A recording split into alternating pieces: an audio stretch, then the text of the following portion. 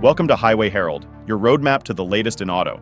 Today, we're diving into a topic that's been buzzing in the auto world: the data collection capabilities of modern vehicles. Vehicles are turning into surveillance devices on wheels, a concern that has privacy advocates and lawmakers sounding the alarm. Automakers are under scrutiny for not adequately safeguarding consumer data. A car, knowing who's at the wheel and their destination, can amass gigabytes of personal data. With cars increasingly connected to the outside world, each connection poses a potential vulnerability to hackers. Keep watching as we explore the 5 main reasons why car manufacturers might be encroaching on your privacy.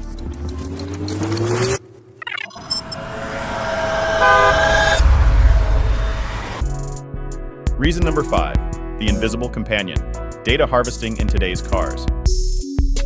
Cars today are more than just vehicles. They're data hubs on wheels. With the ability to collect gigabytes of data about the driver and their habits, our cars have become a goldmine of personal information. But as our vehicles become increasingly connected to the outside world, they also become potential targets for hackers. The Mozilla Foundation, the creators of the Firefox browser, have dubbed cars as a privacy nightmare. They argue that cars are among the least secure devices you can purchase, a bold claim considering the current state of the tech industry. The potential for data collection is only expanding, and automakers have been exploiting this for years. So the question arises, is it too late to regain our privacy? Every single one of the 25 brands reviewed by the Mozilla Foundation received a privacy not included rating, making cars the worst category they've ever evaluated. Nissan's privacy policy was singled out as particularly concerning, described as the most mind-boggling, creepy, and messed up policy the group had ever encountered. Yet, even with this dubious honor, Nissan still managed to outperform Tesla. Reason number 4, the data dossier: what your car knows about you. Vehicles today are data collecting powerhouses, amassing 2 types of data: technical and personal. Technical data relates to the vehicle's status, including battery life, engine health, and brake performance. Personal data, on the other hand, captures a wide range of information about the occupants, from fingerprints and facial images to medical and financial details, home addresses, and even garage door codes. These vehicles can create a detailed profile of your driving habits, including where, when, and how you drive and park. This data is highly valuable to various entities, including insurance companies, who could potentially gather sensitive information such as biometric and genetic data, and intimate details about your personal life. But how does collecting such sensitive information contribute to a safe journey from point A to point B, the primary function of a car? This data is directed into any one of the many onboard computers. Cars typically have 4G or 5G modems, enabling anyone in the car to use the internet for work, navigation, or entertainment. Cameras are becoming a standard feature in cars, with rear and front-facing cameras now commonplace, and an increasing number of vehicles featuring cameras all around them. Some even have cameras inside, aimed at the drivers. These cameras can capture more than just the road ahead.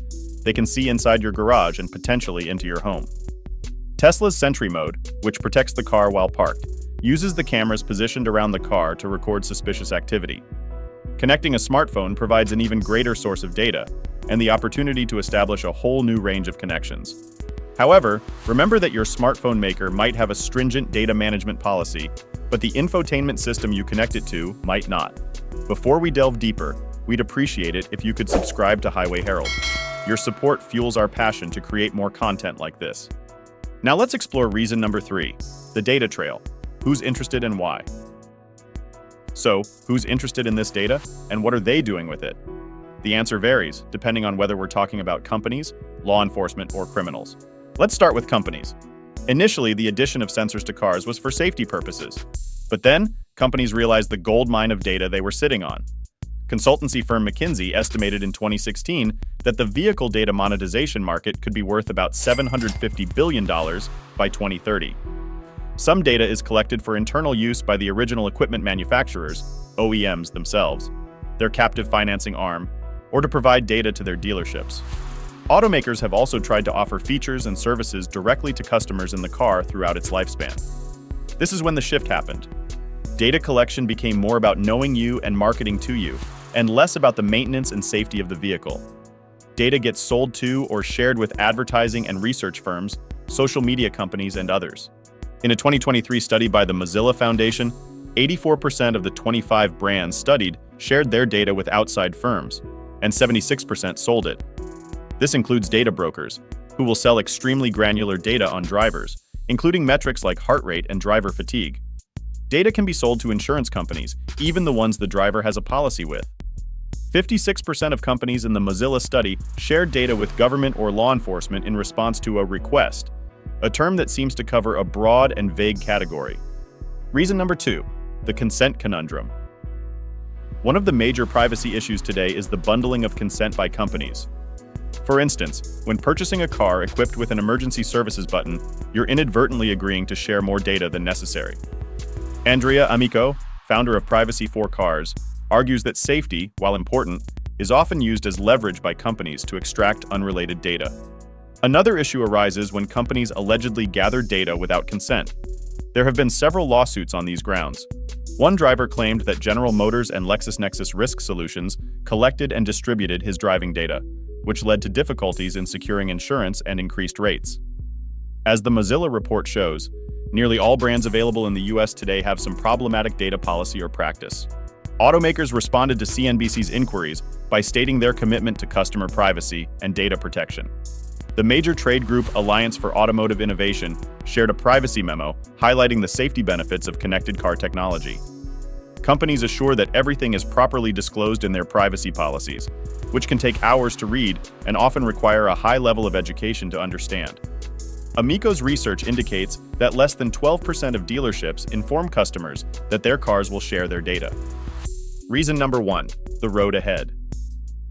As vehicles become more tech-savvy, the allure of data monetization seems to be fading. In 2021, McKinsey slashed its estimate for the connected car data market by half. This might seem like an exaggeration, but it's a common trend in high-tech industries. Remember the internet boom of the late 90s? Projections were sky-high, but reality eventually set in. Today, companies are chasing a shrinking pie, finding it increasingly difficult to monetize data as regulatory pressures mount. National security concerns prompted the Biden administration to scrutinize the supply chain for connected cars. In February 2024, FTC Chair Lina Khan was urged to investigate automakers for allegedly misleading customers about their data-sharing practices. The Federal Communications Commission proposed new rules to protect victims of domestic abuse from vehicle data misuse. In April, the newly formed California Privacy Protection Agency chose connected cars as its first case study in 2023. When asked about the best car to buy, the answer, unfortunately, leans towards older models if privacy is a concern. Consumers often can't prioritize privacy when buying a car. They're constrained by budget, availability, and needs. The fact that you can't return a car due to privacy concerns highlights the lack of options for consumers. It would be beneficial if consumers could lobby their elected officials for stronger consumer-focused federal privacy laws. If you're selling your car or returning a rental, ensure your data is deleted. Ask for written proof that it's been done, because in the world of privacy, promises are often broken. That's it for today's deep dive into the world of vehicle data privacy. Don't forget to subscribe to Highway Herald to stay updated with the latest in the auto world. Drive safe and stay curious, car enthusiasts.